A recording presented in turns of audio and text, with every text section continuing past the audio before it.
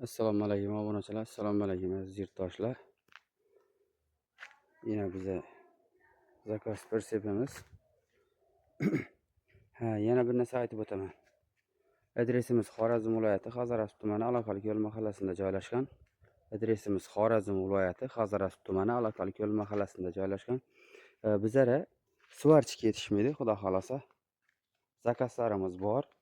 Suvarchik do'stlarimiz bo'lsa, şu video manfaatli bo'ladi degan umiddamiz, xudo xolasa.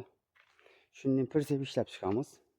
Bemalol qo'limdan ozgina suvarka ishi keladigan bo'lsam, xudo xolasa, angaryanni olib ketadigan bo'lsa, suvarka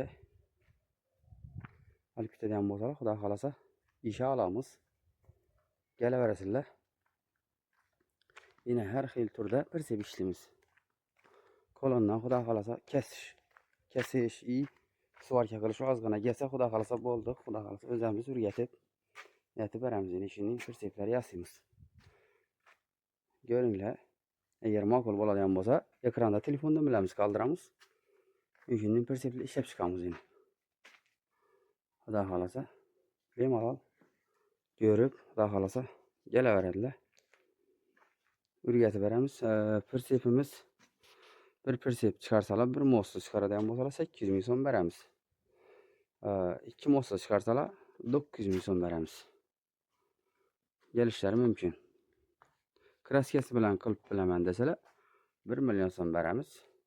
2 mo'staga. Buna 900 ming so'm beramiz. Kim shundan neler kerak bo'lsa, ekranda telefon nomerlarimizni qoldiramiz. Bemalol murojaat qilishlari mumkin. Yaqin yerda bo'lsa, dumam yaxshi. Sog' bo'linglar, salomat bo'linglar.